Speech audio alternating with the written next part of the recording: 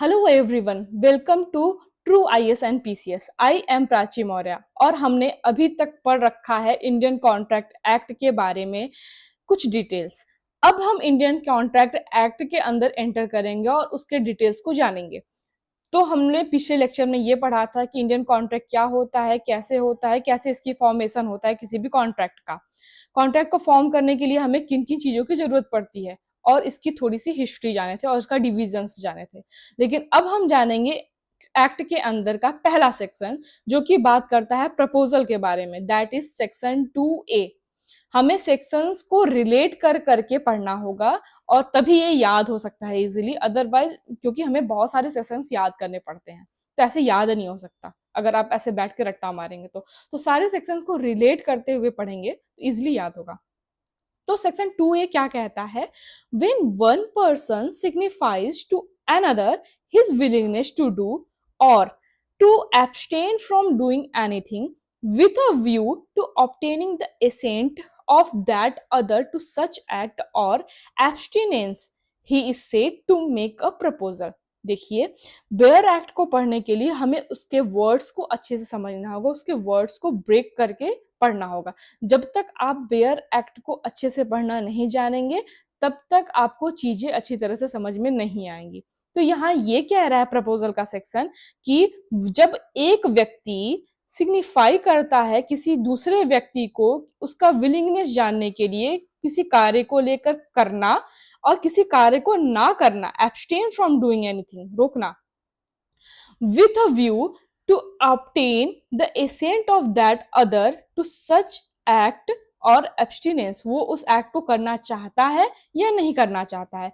उस व्यक्ति ए, अगर हम एग्जाम्पल देखें इसका, ए एक पर्सन है और ये सामने वाले व्यक्ति जो कि बी है इस व्यक्ति को सिग्निफाई करता है, ये वर्ड देखिए सिग्निफाई करता है, क्या करना? To another his willingness to do, किसी कार्य को करना या किसी कार्य को ना करने के लिए उसका इच्छा, अपनी इच्छा को जाहिर करता है ताकि उसकी इच्छा जान सके, तो उसी ही प्रपोजल कहते हैं।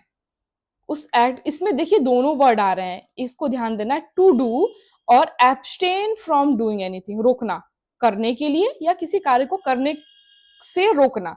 तो अगर क्वेश्चंस ये कंफ्यूजिंग हो जाता है, अगर आ जाता है कि एब्सटेन फ्रॉम डूइंग एनीथिंग, तो हमें ये भूल जाते हैं कि उसमें ना करना भी इंक्लूडेड है प्रपोजल में।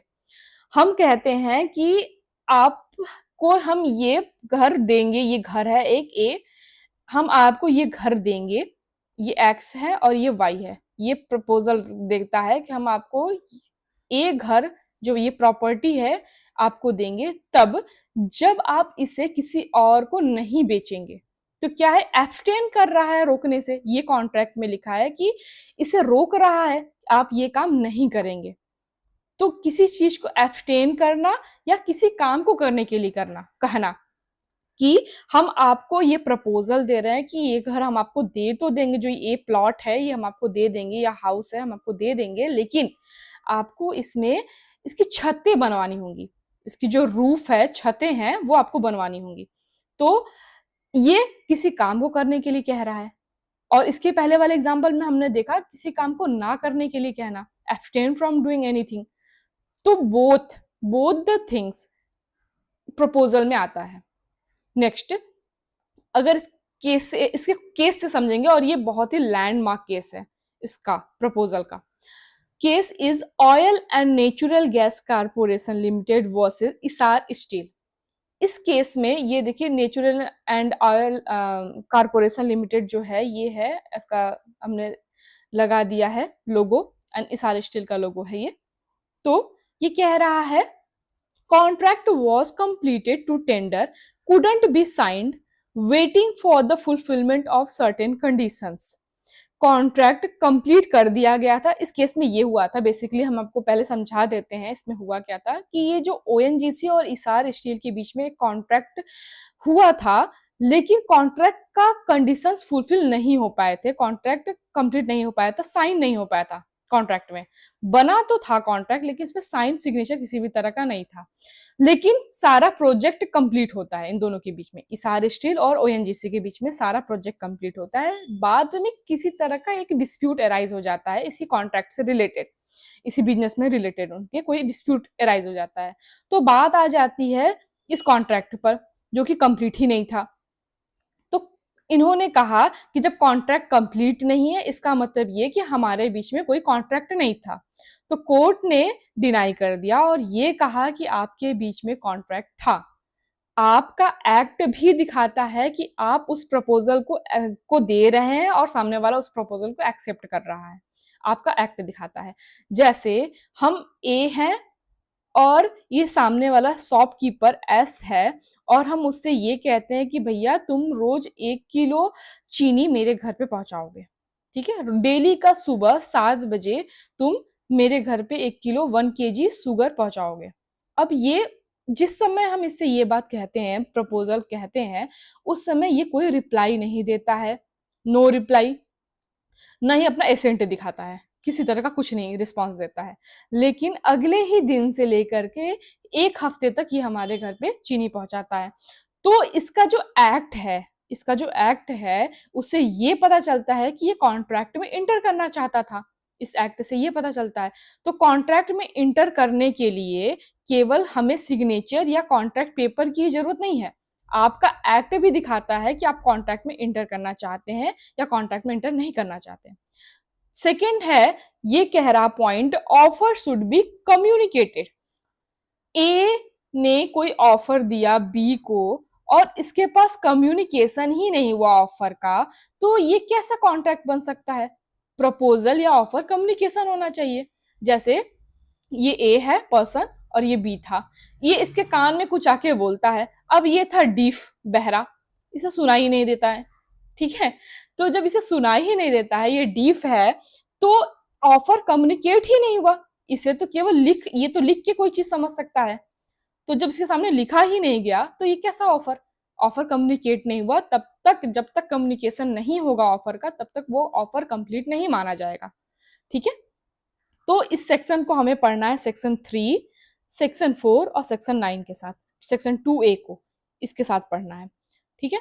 पहला पॉइंट इसका कह रहा है, an offer can't be accepted unless and until it has been brought to the knowledge of the person to whom it is made. अभी हमने वही एग्जांपल दिया, ऑफर को तब तक नहीं एक्सेप्ट किया जाएगा जब तक एक्सेप्ट किया, अगर कर भी लिया गया एक्सेप्ट और लेकिन उसको पता नहीं था कि ये ऑफर दिया गया है, तो जब तक उसके नॉलेज में नहीं आएगा तब तक ये नहीं माना जाएगा कि ऑफर कंप्लीट हुआ है। ऑफर उसके कंप्लीट नहीं माना जाएगा जब तक नॉलेज में नहीं आएगा। एग्जाम्पल देखिए, एग्जाम्पल समझिए, एग्जाम्पल से ही ये सारे टॉपिक्स क्लियर होते हैं, है ना। यहाँ कह रहा है, announced reward for tracing a missing child couldn't be claimed by a person who had traced the child in the ignorance of announcement। अब यहाँ क्या होता है, एक था बच्चा, ये एक है बच्चा, जो कि बच्चा को खो गया, ये बच्चा खो गया, ठीक है। अब ये बच्चा जब खो गया है और ये इसका था ए का बच्चा था, ये ए का बच्चा था ये। अब इसका सर्वेंट था बी, ये सर्वेंट है, ठीक है।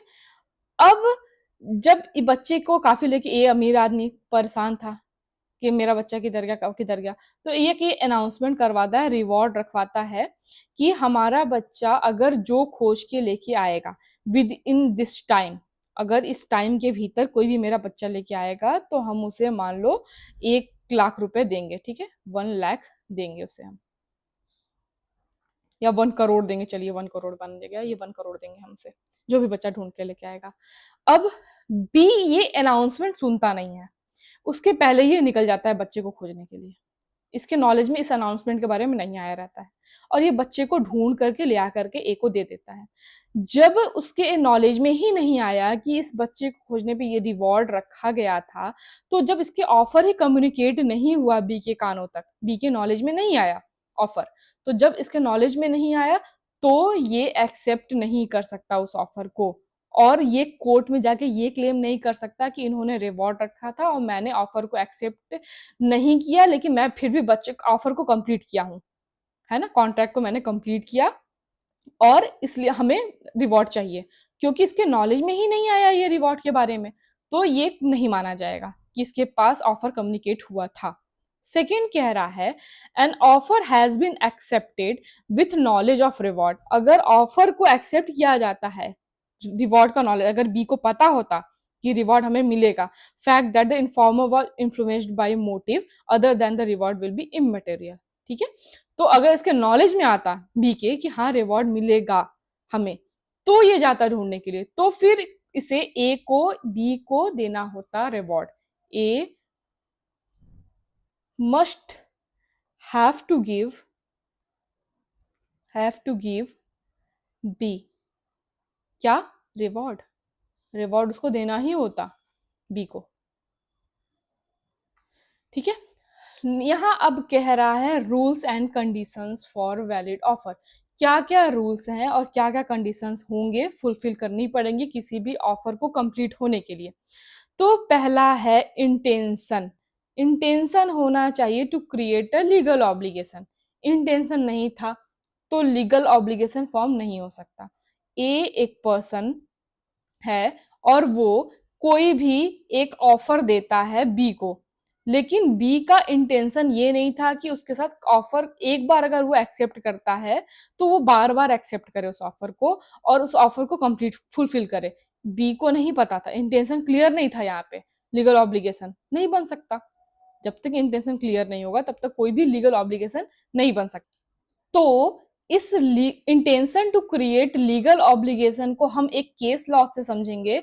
ये केस लॉ है बाल्फर वर्सेस बाल्फर का। ये भी लैंडमार्क मार्क केस लॉ है, इसको आपको लिख लेना चाहिए या फिर इस पीडीएफ में आप देख लीजिएगा। बाल्फर वर्सेस बाल्फर का केस था।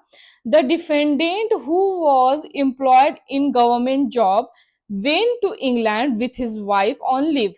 जो डिफेंडेंट था वो एक गवर्नमेंट जॉब था उसके पास और वो इंग्लैंड जाता है अपने पत्नी को छोड़ करके। ठीक है, ड्यू टू हेल्थ रीजन था उसकी पत्नी का, जिसकी वजह से वो ट्रेवल नहीं कर सकती थी अपने पति के साथ इंग्लैंड इंग्लैंड तक। ठीक है, क्योंकि उस समय इंग्लैंड में जाने के लिए काफी लंबा समय भी लगता रहा होगा, तो वो due to some health reasons वो नहीं जा सकती थी। The husband promised to pay $30 per month to his wife. Then, later, husband failed to pay. Payment was sued by wife for this court. Held husband was not liable to pay. This was the case of implied intention. तो एक minute, यहाँ पे पे और ये and है अलग अलग पार्ट में। पे and was sued by wife for this court held husband was liable to pay। इसमें was not liable to pay। इसमें जब हस्बैंड वो वाइफ अपने पति के साथ नहीं जा पाती है इंग्लैंड तक, तो हस्बैंड अपने वाइफ से कहता है ठीक है तुम चिंता मत करो भाई, हम तुम्हें $30 हर महीने भेज दिया करेंगे तुम्हारे मेंटेनेंस को लेकर के। बाद में जब हस्बैंड चला जाता है तो वाइफ को वो भूल जाता है वहां जाने के बाद इंग्लैंड। ठीक है, तो अब वाइफ वही सू करती है कोर्ट में कि मेरे हस्बैंड ने मुझसे कॉन्ट्रैक्ट किया था कि मुझे $30 वो पर मंथ भेजेगा, लेकिन अब उसका कोई पेमेंट नहीं आ रहा है। तो कोर्ट कहता है जब उसने ये जो भी बातें कही थी, जो भी प्रोमिस किया था आपसे, उस समय उसका कोई इंटेंशन नहीं था किसी भी तरह का लीगल रिलेशन फॉर्म करना, तो ये केस में वो लायबल नहीं होता है, हस्बैंड लायबल नहीं होता है वाइफ को पे करने के लिए। ठीक है, ये इमेजेस को देख करके आपको थोड़ा चीजें जल्दी याद हो जाएंगी। तो वो लायबल नहीं होता है। बाल्फर वर्सेस बाल्फर का बहुत ही लैंडमार्क केस है। ये पेपर में अगर आप लिख के चले आए मेंस में खासकर, तो मार्क्स तो मिलने ही मिलने अच्छे खासे। बाल्फर वर्सेस बाल्फर लैंडमार्क केस था। सेकेंड अगर हम देखें यहाँ पॉइंट कंडीशन में वैलिड ऑफर के, तो मे बी एक्सप्रेस्ड और इम्प्लाइड। तो इन जो भी ऑफर है वो एक्सप्रेस भी हो सकता है और इम्प्लाइड भी हो सकता है। ऑफर एक्सप्रेस और इम्प्लाइड का क्या मतलब है, जैसे कि अभी हमने बाल्फर वर्सेस बाल्फर के केस में देखा, तो वो जो एग्जाम्पल था, जो भी इस आदमी ने अपने हस्बैंड ने अपनी वाइफ से किया, वो इम्प्लाइड इंटेंशन था।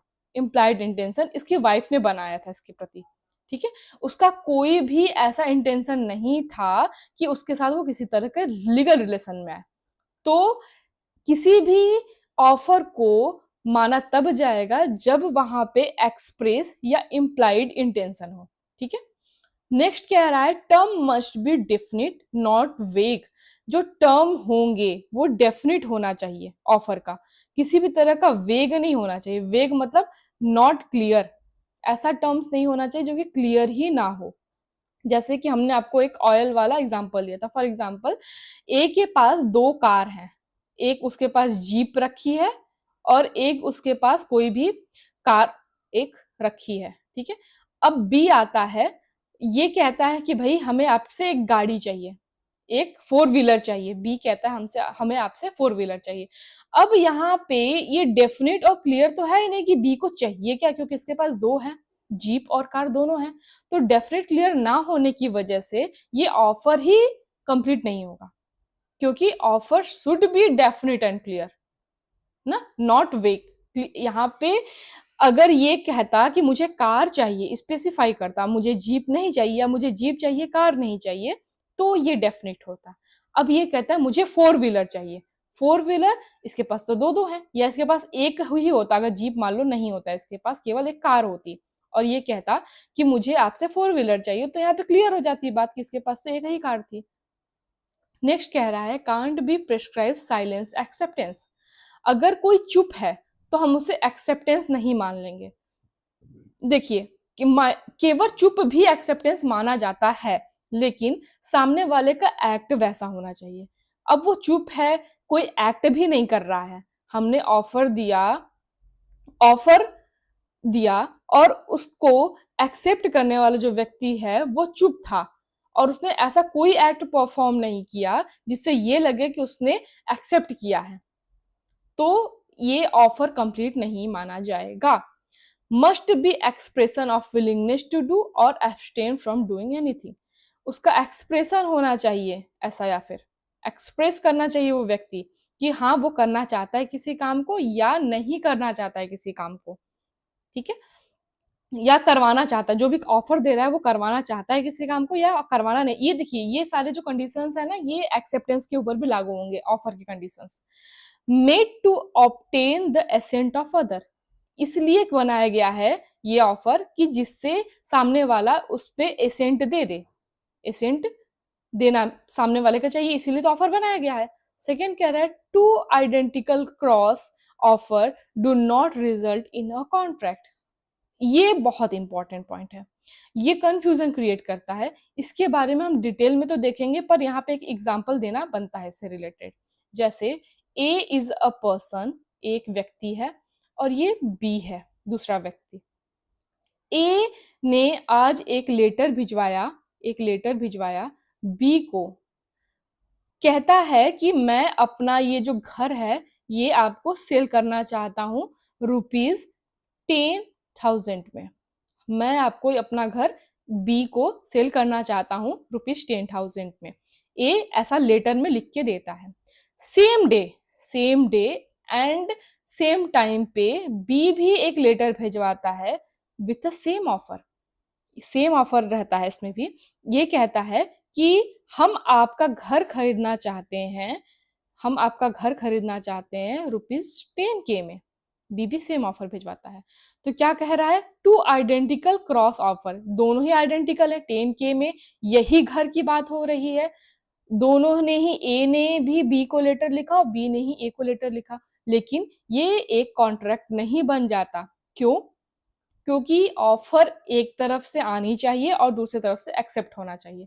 तो यहाँ पे ऑफर तो गया, लेकिन इस दूसरे ऑफर को एक्सेप्टेंस नहीं माना जाएगा, इस ऑफर को एक्सेप्टेंस नहीं माना जाएगा। इसलिए this is very important line, this is very important example also. Offer में बी जनरल और स्पेसिफिक। ऑफर या तो जनरल हो सकता है या तो स्पेसिफिक भी हो सकता है। अब ये जनरल ऑफर और स्पेसिफिक ऑफर क्या होते हैं? जनरल ऑफर मीन्स जो शॉपकीपर एक तरह से जनरल ऑफर देता है, ये शॉपकीपर है एस, ये कोई भी जनरल ऑफर देता है, ये कोई भी आइए और हमारे सामान ले जाइए। स्पेसिफिक ऑफर मतलब किसी एक पर्टिकुलर व्यक्ति को कोई ऑफर देना, और किसी एक पर्टिकुलर चीज से रिलेटेड, किसी एक पर्टिकुलर ऑब्जेक्ट से रिलेटेड, किसी एक पर्टिकुलर पर्सन को ऑफर देना, that is specific offer.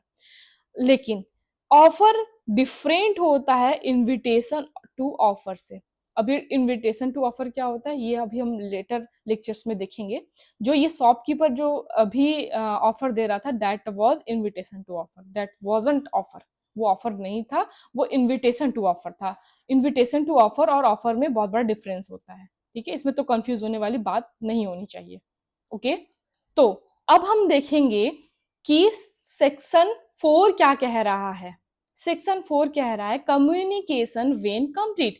Communication कब कंप्लीट माना जाएगा? तो सेक्शन 4 का ये देखिए, ये सेक्शन डायरेक्ट वर्ड्स है बेयर एक्ट के, लेकिन इसमें मैंने रिवोकेशन और एक्सेप्टेंस का नहीं लिखे, एक्सेप्टेंस के बारे में नहीं लिखा है, क्योंकि ये कंफ्यूजन क्रिएट करता है आपको, क्योंकि अभी हम ऑफर के बारे में देख रहे हैं।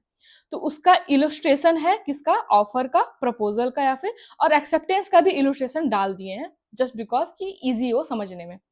कह रहा है कम्युनिकेशन व्हेन कंप्लीट, किसी भी ऑफर का, ऑफर के बारे में ही अभी बात हो रहा है।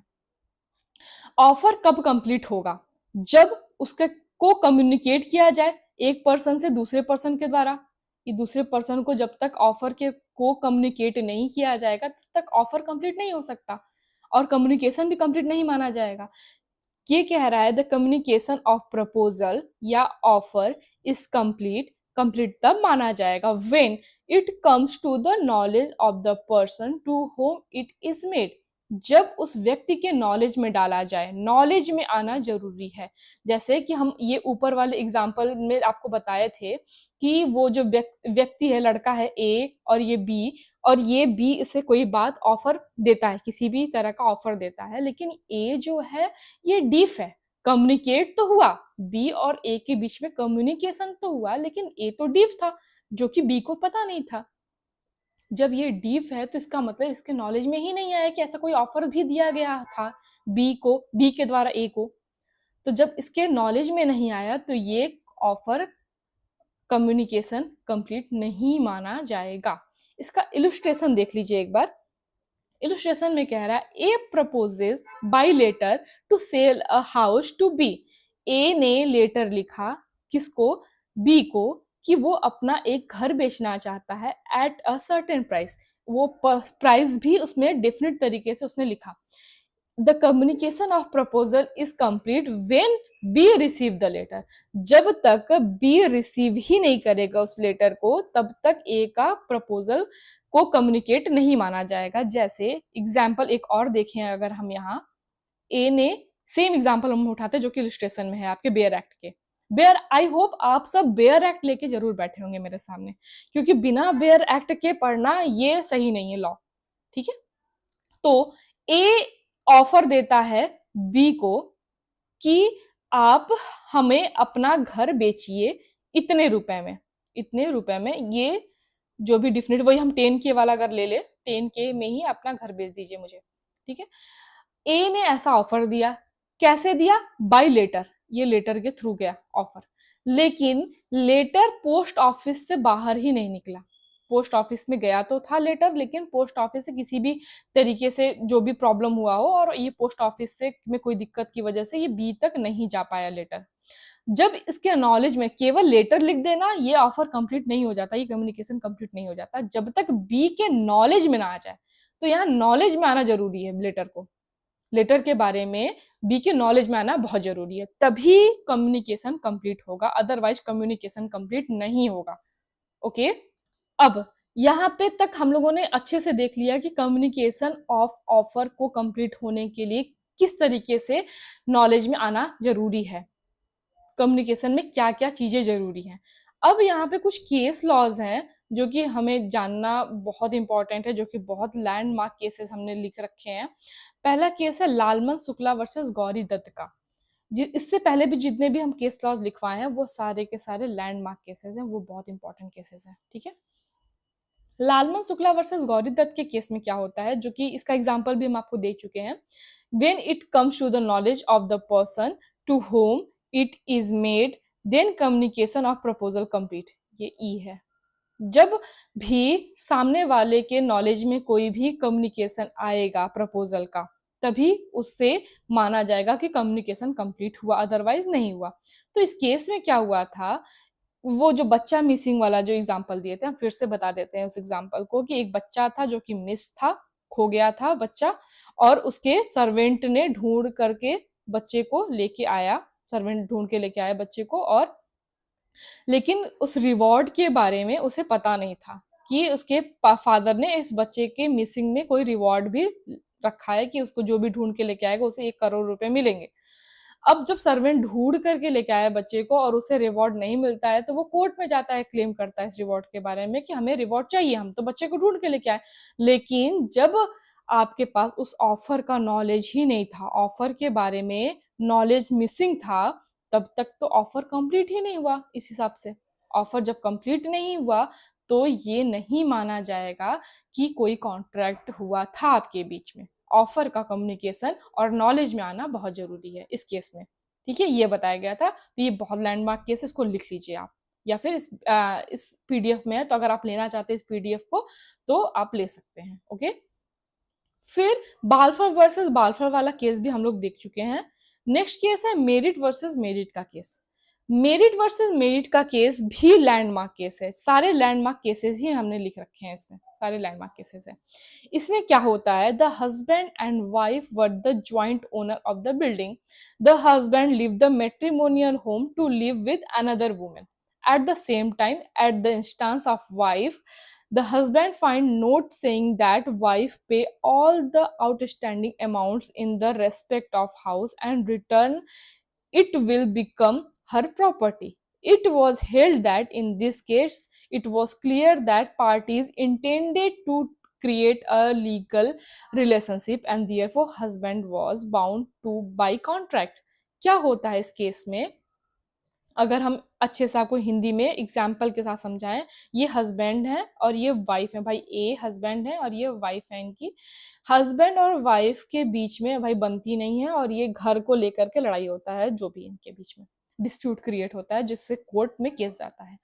हस्बैंड अपना घर छोड़ देता है वाइफ के भरोसे, और किसी और के साथ सी पर्सन के साथ रहने के लिए, किसी और वुमेन के साथ रहने के लिए घर छोड़ देता है। वाइफ एक नोट लिखती है कि अब हम इस घर में रहेंगे और इस घर का जो भी पेमेंट वगैरह है वो हम पे करेंगे।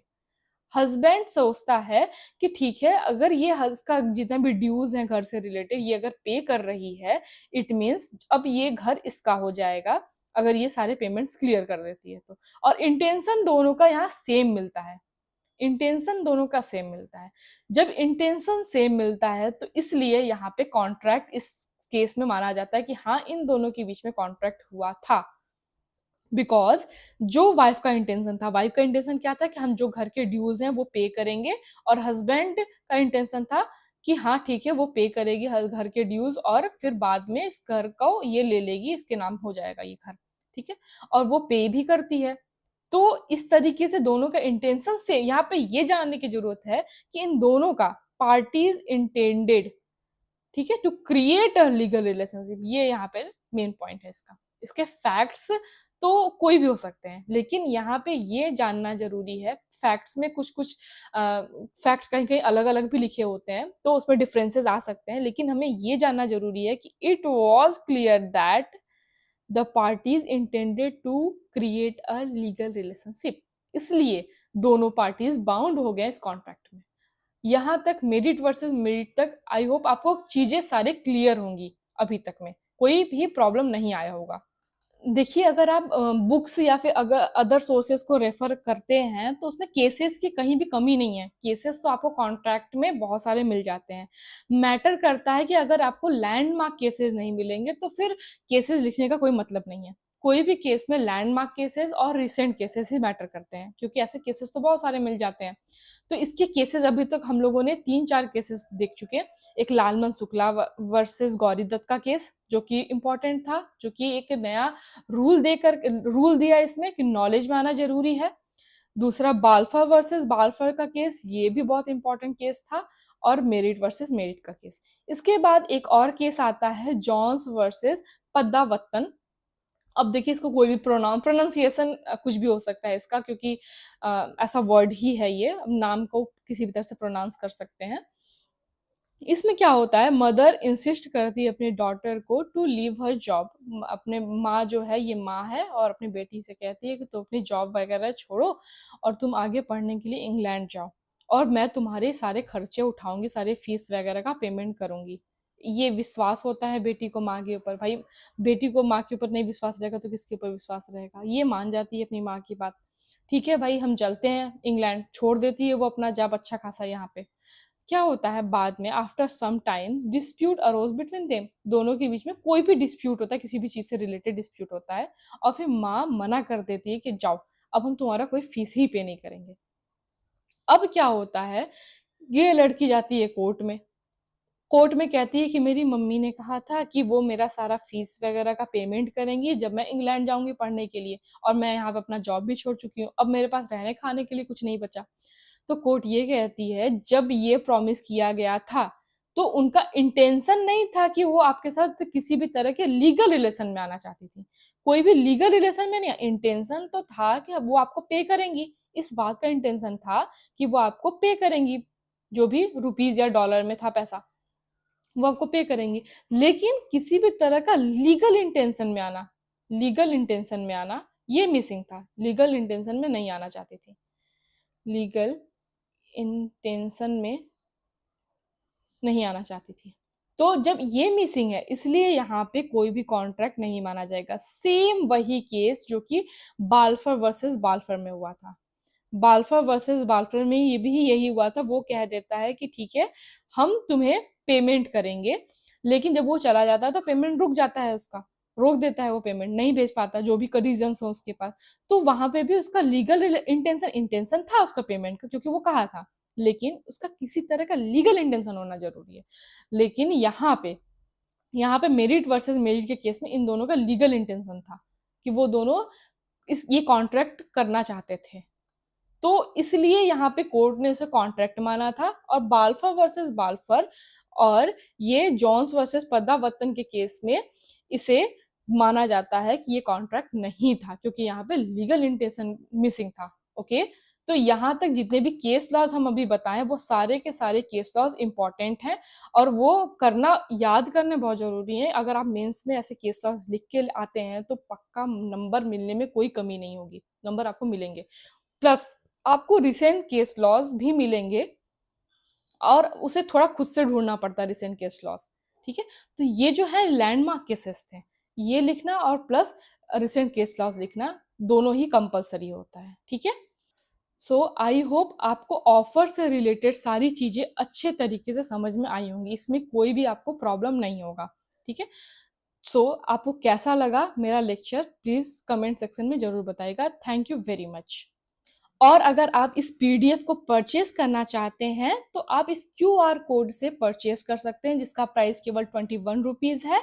और इस नंबर पे आप मैसेज या कॉल करके इस कोर्स से रिलेटेड डिटेल्स जान सकते हैं। Thank you.